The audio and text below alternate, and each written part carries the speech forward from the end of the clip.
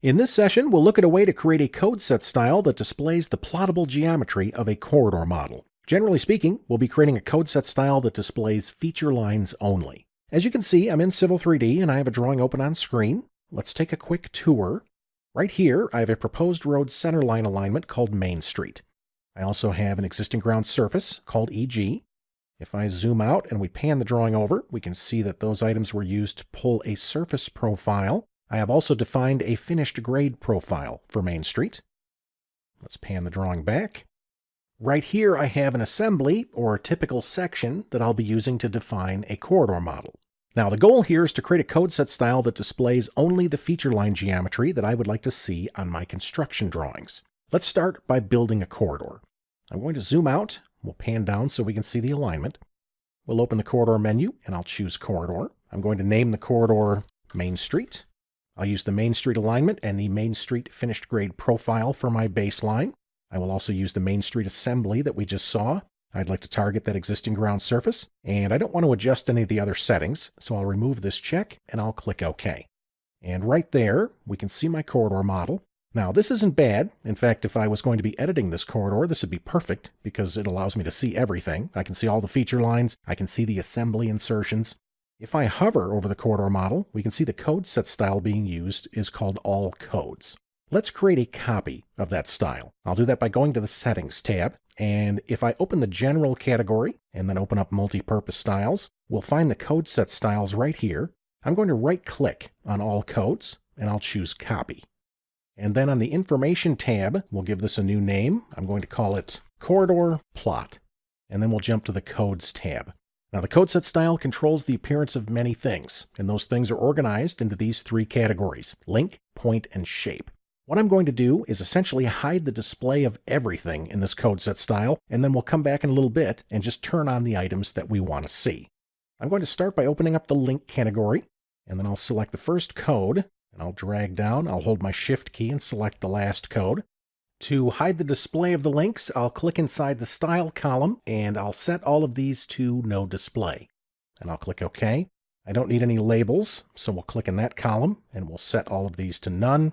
I don't need the render materials either. I'll click in that column, and we'll choose None, and I'll click OK. I will then drag this back up, and we'll close the link category. Let's open Point. I'm going to do the same thing. I'll hold my Shift key and grab all of the codes. In the Style column, we'll set all the object styles to No Markers. I'll click OK. I don't believe anybody's using a label style. We do have quite a few feature line styles here. Let's clear them out. I'll click in that column, and we'll set all of these to No Display. I will then drag this back up, and we'll collapse that category. Finally, we'll go to Shape.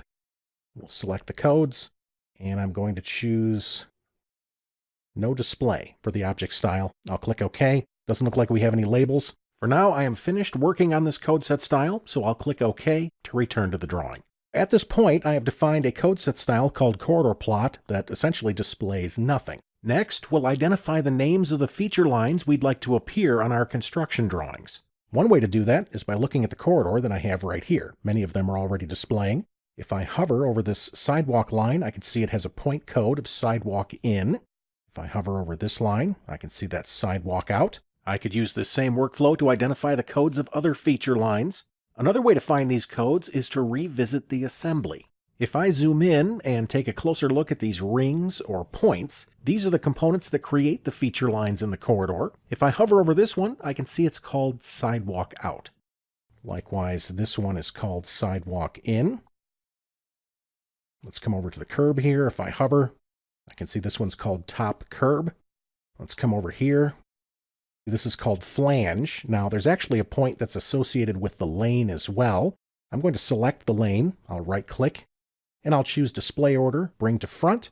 I will then hover over that point again, and we can see it has a code of ETW, or Edge of Traveled Way. That's the feature line that I want to show on my construction drawings. I don't need to have the flange feature line drawn at that same location. Let's back up. I could then continue to use a similar workflow to identify any additional feature lines I'd like to display in my new code set style. When finished, I'll pan back over to the corridor model, and then we'll edit the new corridor plot code set style such that it displays feature lines for all of the codes that we identified. I'll do that by right-clicking on Corridor Plot, and I'll choose Edit. We'll expand the Points category. This is the area that creates the feature lines. I'm going to come down and find Back of Curb. Then we'll come down to the Feature Line Style column, and I'll click. And I'll use this one called Corridor Curb Line. And I'll click OK. I will then come down to the Crown code. Do I need to display a feature line at the crown? Maybe not. In my case, I'd rather show the alignment geometry at this location, so let's keep the current No Display feature line style for this code. Next, I'll choose the code representing the edge of traveled way. I will then come over to the Feature Line Style menu, and I'll select the Corridor Edge of Traveled Way feature line style. I'll click OK. Let's drag this down. We'll take care of the sidewalk. I'll grab the first one, and I'll hold my Shift key and grab the second one. I will then click in the Feature Line Style column. Now, I don't think there's a dedicated feature line style for the sidewalk. I happen to be using the stock Civil 3D template in this case, so I'm just shopping off the rack. I'm going to choose Basic Feature Line for now. At any point, I could open up this menu and I could create a new feature line style, or I could copy an existing one and make changes to it. Basic will be great for right now. Let me click OK. I will then go to Top of Curb. Let's select a feature line style for that. We'll choose Corridor Curb Line. I'll click OK and OK. Now that I'm finished, let's assign that new code set style to our corridor. I'll do that by selecting the corridor model, come over to the Properties palette, and then I'll change the code set style to Corridor Plot. And I'll press Escape. Now this looks good, but it's not perfect. I can see my sidewalk geometry here, and if I hover, we can see the appropriate codes. Sidewalk in, sidewalk out, etc. Notice that I have a feature line here at the crown. Now, I didn't want that. If I hover over that feature line, I can see it has a code of crown base. Maybe we missed one. Let's take a look. I'm going to right-click on the Corridor Plot code set style, and I'll choose Edit. And if I go to the Point category, notice there is no crown base code in here. If you remember, this code set style was created from a style called All Codes. Well, this shows us it didn't in fact have all of the codes in it. Not a problem, we can very quickly add the missing codes. I'll start by clicking the Import Codes button, and then I'll zoom out and pan back over to the assembly. And as I click each of these parts, any codes associated with these parts that have not been registered in the code set style will be added automatically. Let me press Enter. And you can see we have some additional codes here. Note that the new codes have been added with no display styles, which is perfect because I don't want to see them anyway. Let's click Apply and OK. I will then zoom out and we'll pan back over to our corridor. Now you might think that that would fix things. Not the case though. That's because these feature lines have already been drawn.